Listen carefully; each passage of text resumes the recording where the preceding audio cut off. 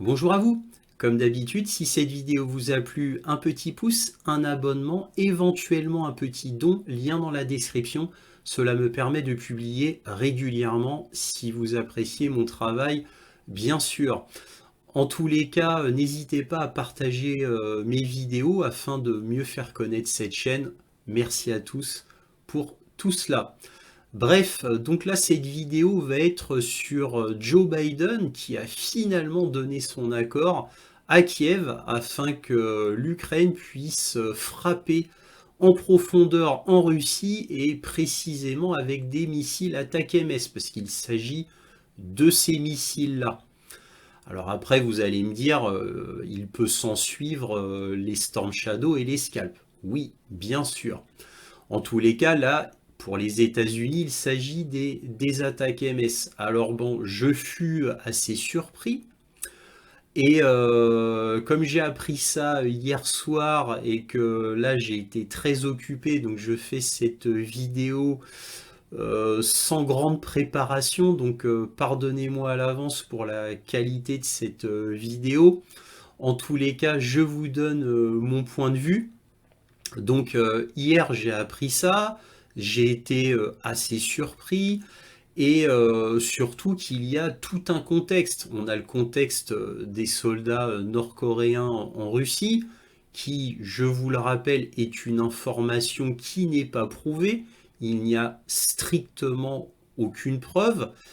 Et donc, encore une fois, quand j'ai vu ça hier soir, j'ai immédiatement fait le lien avec les soldats nord-coréens. Soldats nord-coréens qui serviraient de prétexte. Puis, vu qu'on en a fait toute une propagande. Alors pourquoi j'appelle ça une propagande quant aux soldats nord-coréens? C'est que je ne cesse de le répéter depuis plus de 2 semaines dans mes vidéos concernant le point sur l'Ukraine, il n'y a strictement aucune preuve de soldats nord-coréens, même en formation, en Russie, que ça soit à Vladivostok ou à Kursk. Alors, la première fois qu'on a appris ça, c'était la Corée du Sud avec l'Ukraine. Et ensuite, on a eu que quelques temps après, les États-Unis qui ont confirmé qu'il y avait bien des soldats nord-coréens en Russie. Et même après, à Kursk, pour être plus précis. Et pour être encore plus précis, aux dernières nouvelles, d'après les Américains, il y aurait 11 000 soldats nord-coréens à Kursk. Voilà. Toujours pour finir dans le contexte des soldats nord-coréens, on a Zelensky qui a dit que les soldats nord-coréens se battaient déjà en Ukraine. Anthony Blinken a dit non, non, non, il n'y a pas de combat à Kursk, même pas en Ukraine, entre les soldats nord-coréens et les Ukrainiens. Voilà. Je vous rappelle qu'encore avant cela, il y a les Ukrainiens qui disaient qu'il y avait 2600 soldats nord-coréens à Kursk et Mark Rutte, donc le chef de l'OTAN, avait dit non, non, non, on n'a pas vu de soldats nord-coréens à Kursk. Et après, vous connaissez le narratif, après tout a été très vite. Après, c'était une certitude qu'il y ait des soldats nord-coréens en Russie. Et on connaît même le nombre exact, hein, 11 000 soldats nord-coréens à Kursk, d'après les Américains. Donc après, tout le monde était certain. Tout le monde, les Occidentaux, bien sûr. Et aucune preuve. Ils en sont certains, ils en sont sûrs, ils connaissent même le nombre. Zelensky a menti, sans vergogne, mais bon, on a l'habitude puisque à chaque fois que Zelensky dit quelque chose d'important concernant la géopolitique, il n'a fait que mentir et il n'y a aucune exception. En 2 ans et demi, il n'y a eu aucune exception. Je vous rappelle quelques faits pour étayer mes dires. Le missile S-300 ukrainien qui a atterri sur un tracteur en Pologne, Zelensky a immédiatement dit que c'était la Russie et qu'il n'en a jamais démordu. Alors que le Pentagone lui-même a dit que non, non, c'est un missile ukrainien. Il n'en a jamais démordu, jusqu'à ce jour d'ailleurs. Quand il y a eu le missile qui est tombé en plein marché à Donetsk, plein centre-ville de Donetsk, jour de marché, pareil, donc missile ukrainien. Zelensky a dit que c'était un missile russe où les Russes s'auto-détruisaient, donc c'était les Russes qui avaient fait exprès de tirer sur le marché à Donetsk.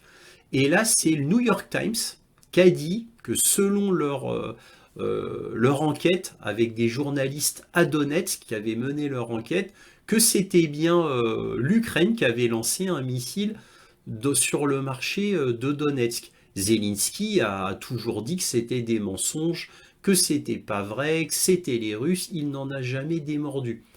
Bref, ça c'est pour vous dire, ouais, mais c'est comme aussi les missiles patriotes qui auraient arrêté 7 missiles Kinjal hypersoniques à Kiev. Au final, ça s'est révélé faux par le porte-parole de l'armée de l'air ukrainienne, Yuri Ignat. Et après, ils ont dû se dédire, hein, je parle les Ukrainiens, en disant si, au final, il y a de fortes chances qu'on les ait arrêtés. Et le Pentagone a dit, oh, je pense que les Ukrainiens ont raison, nos missiles patriotes ont dû arrêter les missiles hypersoniques à Kiev. Souvenez-vous de cela, et j'avais prouvé avec une vidéo que l'Ukraine avait menti. Et pourtant, le récit officiel dans les médias occidentaux, c'est que tous les missiles hypersoniques à Kiev avaient été arrêtés par les patriotes. Voilà. Bon, bref, c'est pour vous dire que l'Ukraine ne cesse de mentir systématiquement.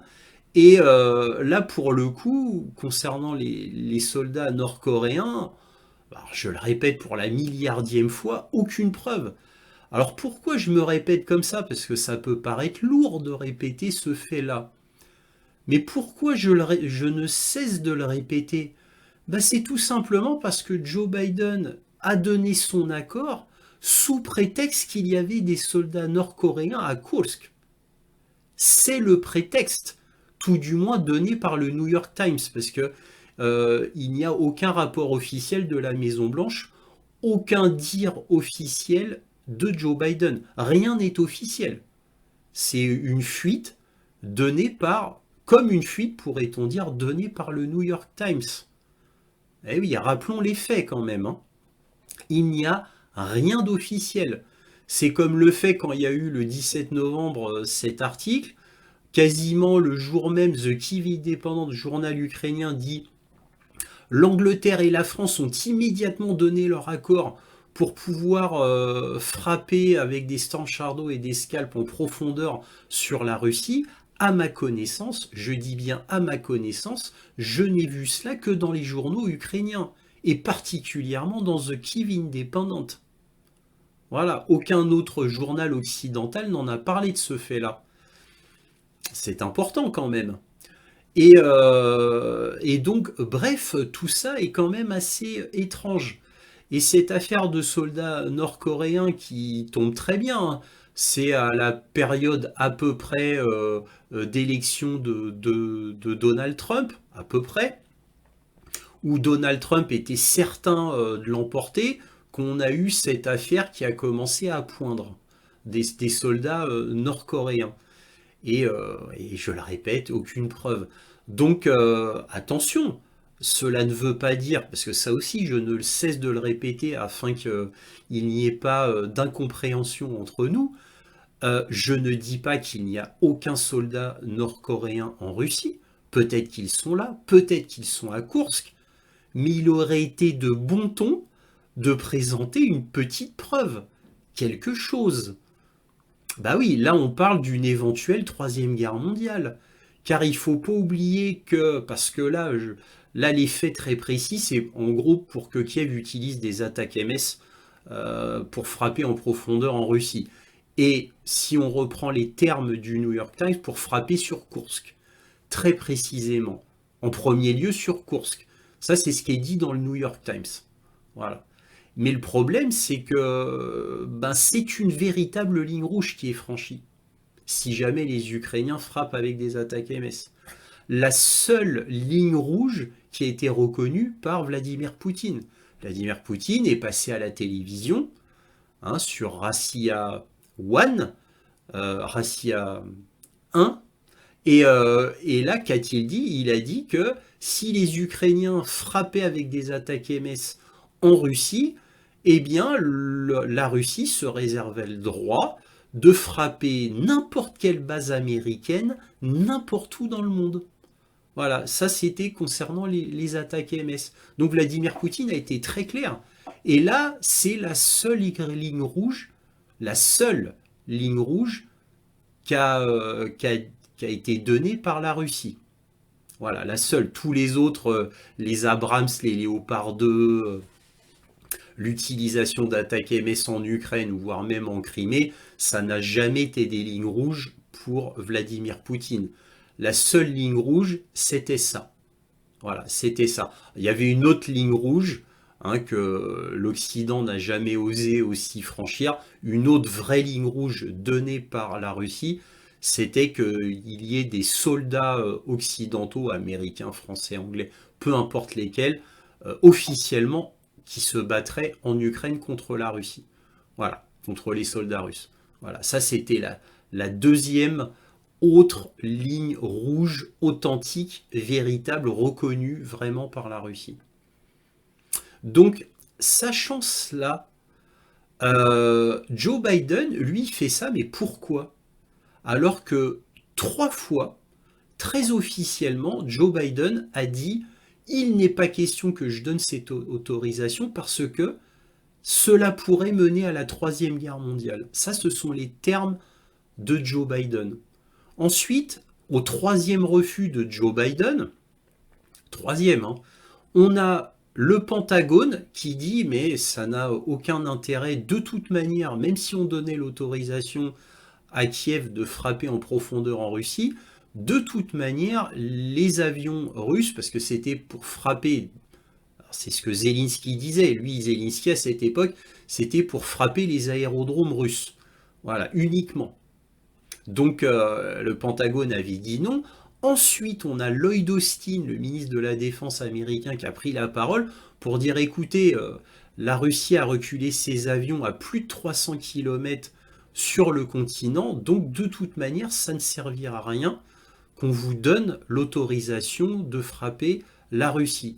Lloyd Austin était parti à Kiev quand même, voir Zelensky, pour parler de tout cela, et pour lui dire non, tu n'auras pas cette autorisation. Donc, ensuite, Zelensky, qu'a-t-il dit? Il a eu une interview avec des journalistes occidentaux, et Zelensky a dit bon, très bien, dans ces cas-là, si vous dites que ça a été reculé loin, moi je veux l'autorisation de frapper à plus de 500 km. Donc donnez-moi l'autorisation de frapper avec des Tomahawks. Alors évidemment, à partir de ce moment-là, Zelensky a eu un froid avec les États-Unis, parce que c'était tellement ridicule comme demande que bon, il a été envoyé balader là. Il n'y a même plus de discussion. Voilà. Mais voilà ce que voulait Zelensky. Alors maintenant, vous allez me dire, mais pourquoi, pourquoi Joe Biden tout d'un coup donne cette autorisation? Je vous ai donné le contexte, j'en ai longuement parlé. On a les soldats nord-coréens et on a les démocrates qui ont perdu. Joe Biden a perdu. Et donc, j'en finis pour moi, mon opinion. Joe Biden, il n'a pas fait ça pour faire plaisir à Zelensky ou pour lui donner un levier militaire. Il a fait ça pour ennuyer Donald Trump. Il a refilé la patate chaude à Trump. Uniquement pour mettre en difficulté Trump. Ça, c'est mon opinion profonde, j'en suis persuadé. Persuadé. Il n'a pas fait ça pour l'Ukraine. Et il y a le contexte des soldats nord-coréens qui permettent, d'avoir ce prétexte, ou du moins pour les médias, afin de frapper Koursk en premier lieu, et peut-être autre chose après, des dépôts de munitions et d'autres cibles militaires plus en profondeur, peut-être. Peut-être. Mais en tous les cas, pour moi, c'est ça. C'est ça. Voilà, c'est pas pour aider Zelensky à gagner la guerre, évidemment. tout le monde, il y a un consensus, tout le monde est d'accord pour dire que ça ne changera strictement rien au niveau militaire. Ça ne changera strictement rien. Et d'ailleurs, pour parler au niveau militaire, faisons une petite analyse militaire. Une petite analyse militaire.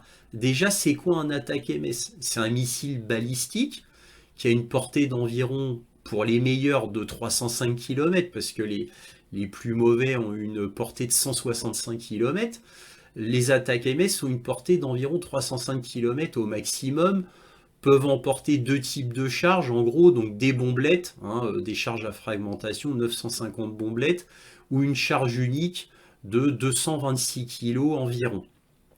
Voilà, donc pour frapper une cible bien spécifique. Donc voilà, c'est ça un attaque MS. Un attaque MS a deux moyens de navigation, moyen inertiel et GPS. Il utilise d'abord son système inertiel et ensuite son GPS. Voilà le fonctionnement d'un attaque MS. Le problème, c'est que les attaques MS militairement ont été facilement arrêtés par les systèmes antiaériens russes. Ils sont très facilement arrêtables avec les systèmes antiaériens russes. Ils ont été utilisés par exemple en Crimée, où il y en a eu 6 de lancés sur une plage de Crimée. 5, les 6 ont été arrêtés, mais le sixième, il a été arrêté en l'air, mal arrêté, et des bombelettes sont quand même tombées sur la plage. Souvenez-vous de cela. Souvenez-vous de cela. Ça pouvait mener à une grosse escalade. Et au final, la Russie a retenu son bras. Souvenez-vous, mais en tous les cas, les 6 avaient été interceptés. Les 6 attaques MS. Donc ils sont très facilement interceptables. Voilà. Contrairement aux Storm Shadow, Scalp, plus difficiles à arrêter, mais les Storm Shadow et les Scalp ont été énormément arrêtés par les systèmes antiaériens russes. Je ne voudrais pas dire facilement, mais sans grande difficulté tout du moins, par les systèmes antiaériens russes. Je ne dis pas que tous les systèmes antiaériens peuvent faire ça, loin de là.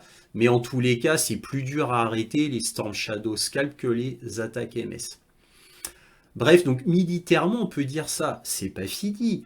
Les scalps peuvent être lancés via des lanceurs HIMARS ou MLRS. Les MLRS, c'est des gros camions à chenilles pouvant tirer 2 attaques MS. Les HIMARS, ils peuvent tirer qu'un attaque MS. Le problème, c'est que les HIMARS et les MLRS ont été énormément détruits lors de l'offensive sur Kursk. Énormément détruits. Si l'on en croit les chiffres de TASS, que je vous publie en gros toutes les semaines, où il y a un nombre énorme d'HIMARS et d'MLRS qui ont été détruits. Alors pourquoi je vous dis ça? Pour lancer des attaques MS et qu'ils soient relativement efficaces, il faudrait qu'ils se rapprochent de la frontière. Or, des HIMARS et des MLRS qui se rapprochent de la frontière pour tirer des attaques MS, ce sont des cibles faciles à détruire. Et énormément déjà ont été détruits. Voilà, donc c'est très problématique. Alors évidemment, il pourrait être lancé peut-être par un autre vecteur, mais bon, je ne vois pas d'autres vecteurs que les HIMARS et les MLRS pour les attaques MS. À ma connaissance tout du moins. Donc, bon, militairement, j'ai envie de vous dire, ça ne sert à rien. Ça ne sert à rien. Et même si un attaque MS tombe quelque part, il fera pas tant de dégâts que cela. C'est relativement imprécis. Avec le brouillage électronique, le fait qu'il puisse être détruit en l'air, mais en plus c'est moins précis qu'un Storm Shadow ou un Scalp aussi. Bon bref, ça ferait pas tant de dégâts que ça avec un niveau d'explosif, un volume d'explosif qui est pas si énorme que ça en plus. Bref, ça ferait pas tant de dégâts que cela. Alors ça pourrait peut-être aider sur Kursk. S'il tire sur Kursk, là uniquement sur Kursk, là ça ferait sens. Parce que là on pourrait tirer de loin. Et donc là les HIMARS et les MLRS, les lanceurs, ne risqueraient pas grand-chose. Effectivement. Mais bon, voilà, donc ça s'arrêtera à Kursk. Mais le problème, c'est que si les Ukrainiens tirent des attaques MS sur Koursk, en territoire russe, que va-t-il se passer ensuite? Que va-t-il se passer? C'est une escalade énorme qui peut mener une troisième guerre mondiale. Bon, pour moi, c'est du bluff, hein. D'ailleurs, peut-être même des deux côtés, côté Russie, côté États-Unis. Dans le sens que, pourquoi je vous dis ça? Moi, c'est mon opinion. Si les Ukrainiens envoient un attaque MS sur Koursk, la Russie, bon, Vladimir Poutine a dit qu'il ferait ça. Alors déjà, agirait-il vraiment? Parce que bon, ça ferait assez peu de dégâts selon moi. Donc agirait-il vraiment?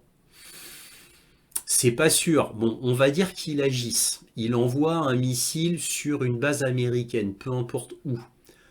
Est-ce que les Américains mettraient vraiment le doigt dans l'engrenage? Sachant que Trump arrêterait ça immédiatement au 20 janvier. Est-ce que Joe Biden, jusqu'au 20 janvier, vraiment pousserait à la guerre jusqu'au 20 janvier?